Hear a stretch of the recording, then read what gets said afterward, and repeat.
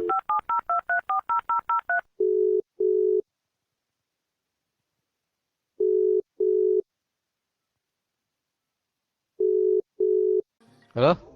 Ya, ini Yan, eh, mau tanya-tanya ya.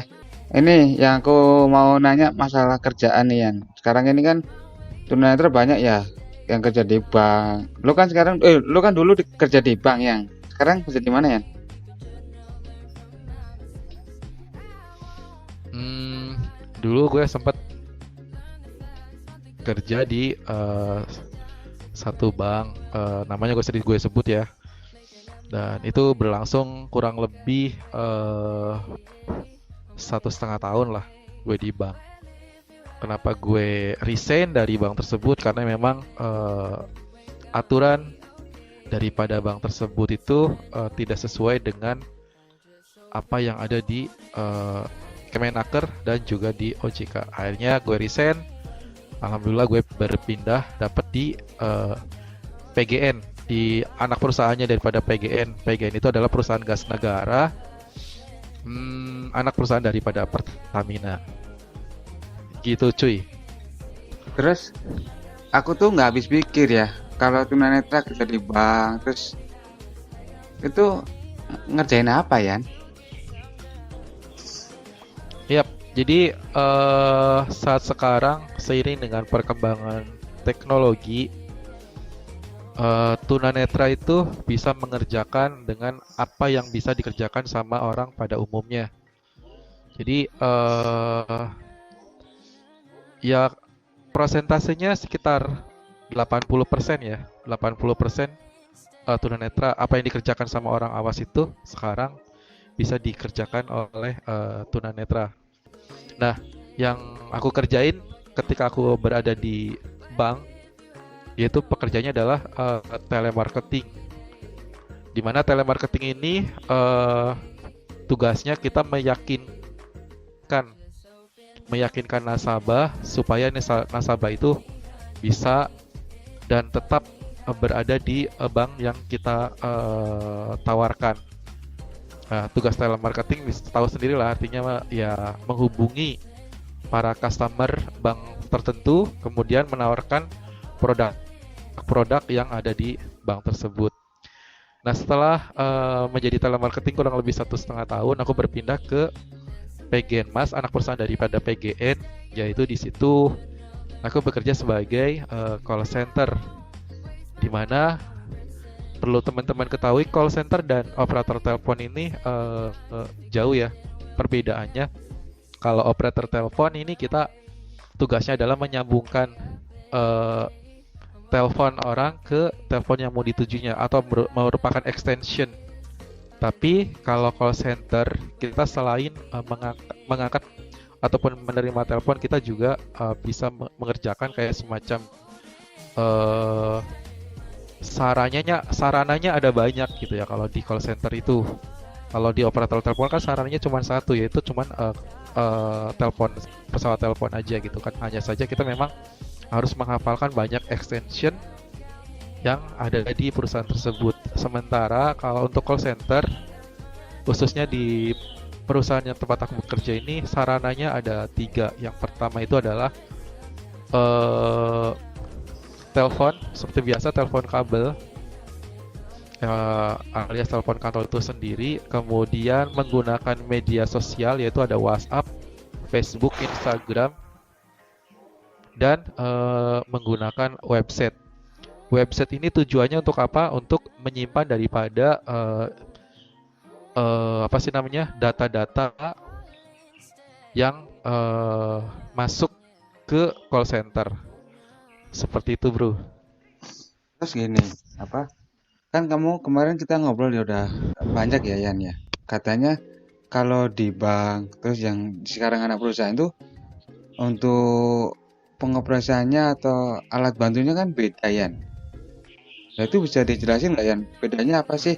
Kemarin juga aku sempat ngobrol sih sama temen yang di Jawa Barat.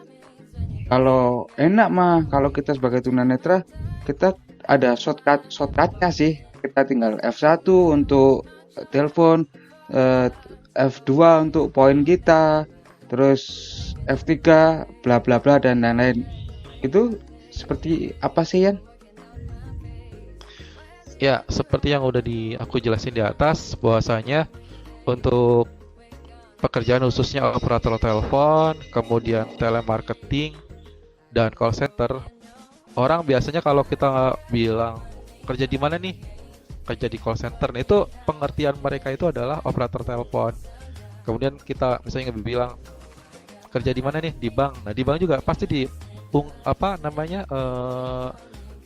diasumsikan kita itu adalah cuman penerima telepon. Padahal antara operator telepon, telemarketing, dan call center itu berbeda. Seperti yang sudah dijelasin di atas, operator telepon kita hanya bermain di telepon dan kita bermain menghafalkan daripada extension yang ada di perusahaan tersebut. Kemudian untuk telemarketing, nah di telemarketing sendiri di sini untuk skill yang diutamakan adalah bagaimana kita meyakinkan orang ataupun nasabah yang kita hubungi supaya tetap menjadi nasabah kita.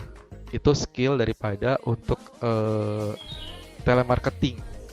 Sedangkan telemarketing itu bekerja dengan menggunakan komputer bicara, yang mana rata-rata komputer bicaranya itu adalah terinstall screen reader.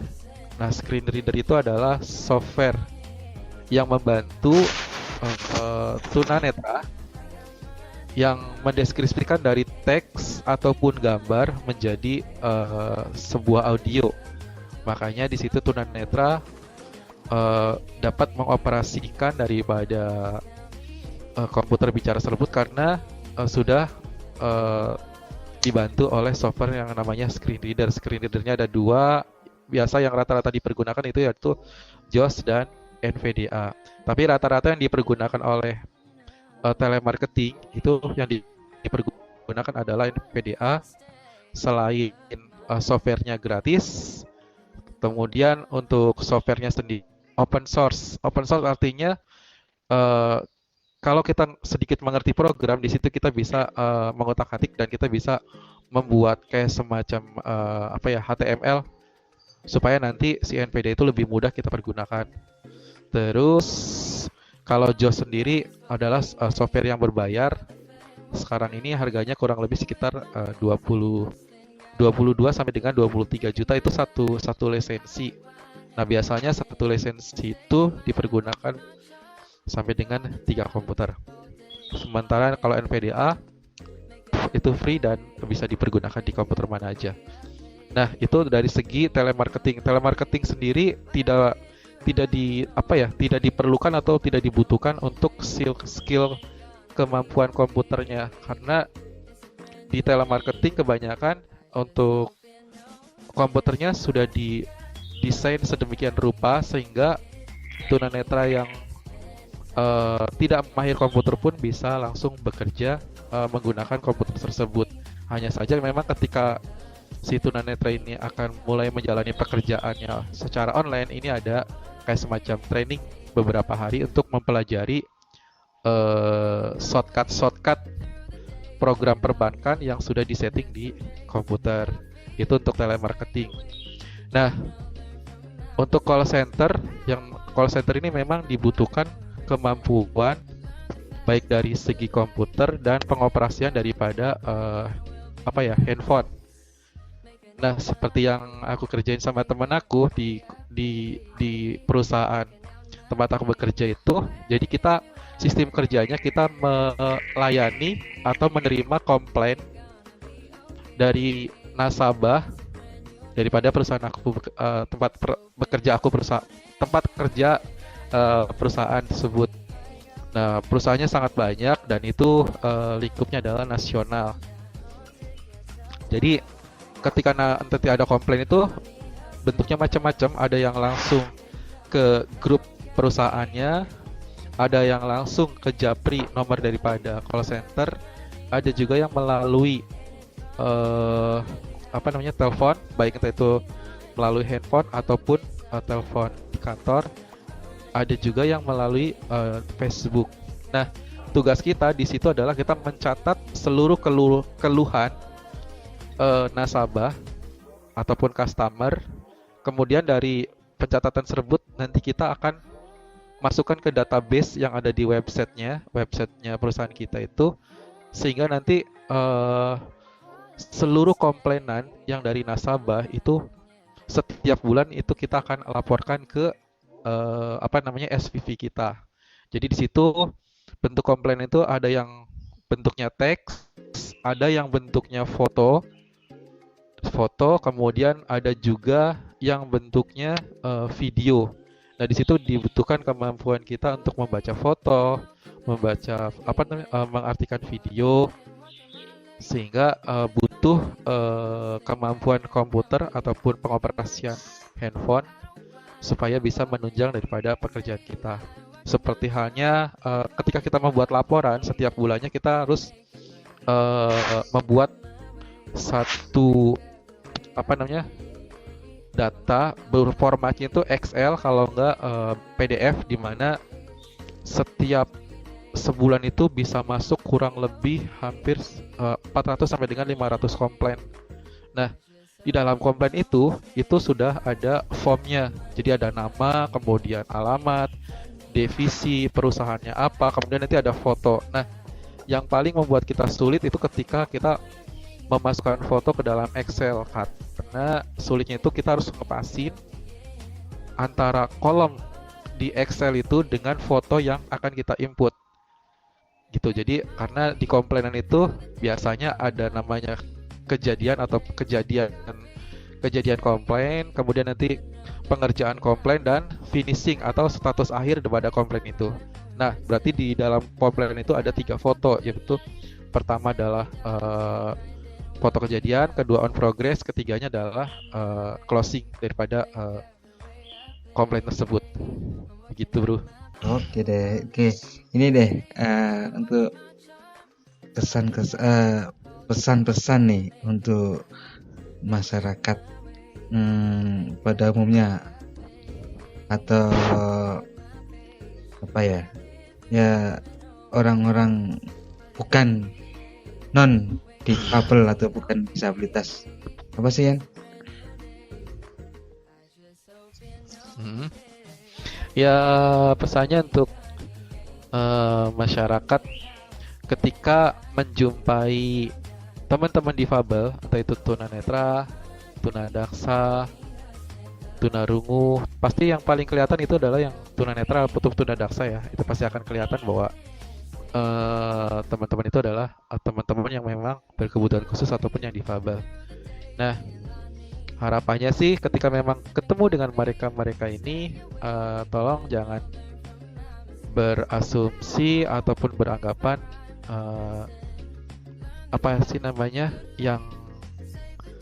yang tidak. Terkadang ada orang ketika menemui tunanetra di jalan gitu, respon yang utamanya adalah mengasih duit gitu kok, mengasih sesuatu lah intinya. Nah, itu tolong anggapan-anggapan seperti itu dihilangkan, karena yang kita butuhkan yang kita inginkan adalah jikalau memang masyarakat itu melihat teman-teman tunanetra ataupun tunadaksa ketika berada di dimanapun itu, pasti kan akan tahu ya mereka itu sebenarnya kayak semacam misalnya aku nih, kantor aku kan kebetulan berada di jalan protokol, di mana jalan protokolnya sangat padat gitu kan. Nah, yang paling aku butuhkan setiap hari itu adalah pertolongan dari masyarakat untuk kayak semacam melakukan penyeberangan, karena memang di jalan yang menuju kantor itu padat, padat, dan memang itu 4 jalur. Risiko ya.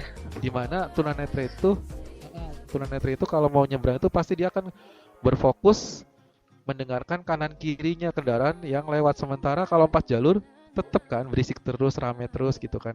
Nah, sebetulnya hal-hal semacam itu yang memang pertolongan yang diberikan ke teman-teman tunanetra ataupun tunadaksa. Jadi ketika melihat teman tunanetra ataupun tunadaksa itu jangan langsung yang timbul adalah pengen ngasih uang, karena itu yang bukannya kita sombong sih, itu berarti uang itu memang siapapun pasti butuh, tapi kalau misalnya di jalanan ketemu langsung dikasih uang, nah itu yang memang kita tidak apa ya, tidak mengendaki seperti itu, karena yang ketika berada di jalan itu kita bukan mencari pemberian orang lain, tapi yang kita butuhkan adalah pertolongan, bahwa kita tuh pengen misalnya mungkin menyetop angkot ataupun mau menyeberang dan yang lainnya. Sebaiknya ketika ketemu itu ditanya terlebih dahulu apa yang bisa kita bantu gitu kan. Jangan langsung menyodorkan beberapa uang ataupun sembako atau gimana. Seperti itu sih untuk harapannya masyarakat bisa lebih apa ya, lebih interaktif dengan penyandang difabel. Jadi jangan langsung eh, memberikan sesuatu gitu. Maka lebih baiknya ditanya dulu apa yang bisa dibantu gitu kan, seperti itu. Oke, kata lain gini ya, jangan kasihani, tapi bantulah sesuai kebutuhan kami gitu ya, nih ya. Jangan cuma Betul. kasihan banget sih, janganlah. Kita nggak perlu kasihan, kita nggak perlu dikasihani, tapi kita perlu dibantu untuk melakukan semacam penyeberangan, untuk aktivitas yang lain ya. Oke, terima kasih Yan atas waktunya, masih banyak. Mudah-mudahan ini bisa menjadi inspirasi ya, atau membukakan jalan atau pengalaman atau ilmu yang selama ini belum begitu belum begitu banyak orang tahu, jadi sekarang ini tahu. Terima kasih, sukses selalu, salam deh buat keluarga. Siap.